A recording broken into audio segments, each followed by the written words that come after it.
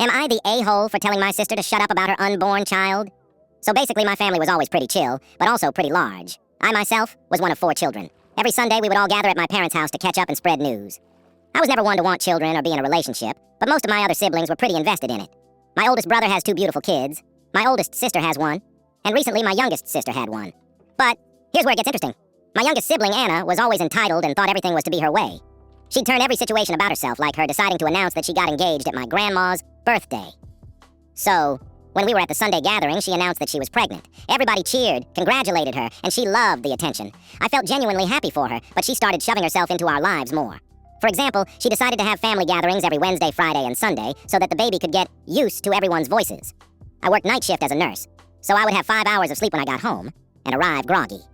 Anna would claim I was doing it for attention, even though I was always fine on Sundays, and she was the one changing the schedule. Everyone muttered about how the new family meets were destroying their social and work life. But whenever someone would bring it up, she would start crying and saying we were discriminating against her and her baby. Her husband looked awkward, sometimes touching her shoulder to indicate to stop.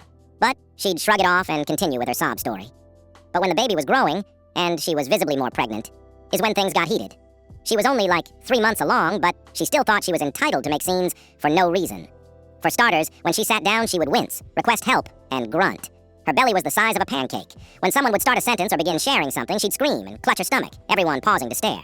She would breathe heavily, then be like, "Oh, just the baby kicking, they must really like you." But this was only the start. When she'd say something, she would do the same, claiming he was a genius for knowing what she was saying. It was exhausting. She could never just shut up, and it was annoying everyone.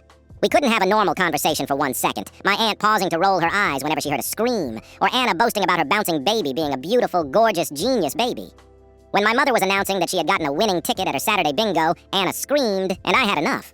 I stood up so fast that my chair fell below me. Everyone turned and stared. "Can't you just shut up for once?" I shouted, anger bubbling inside me. "Every time someone gets a slice of attention, you and your pea-brained baby have to butt in."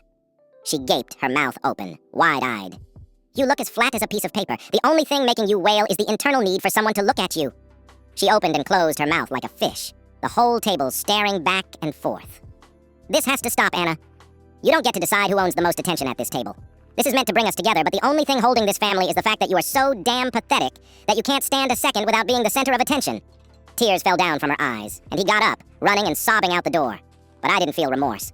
Not a bit. My brother let out a sigh of relief, as well as her husband. "I'd pray to Lucifer just to see that again." My grandma smiled. If you didn't know, she was the most religious one of us here. My aunt sipped her wine, holding back a laugh. My mother closed her eyes and leant back.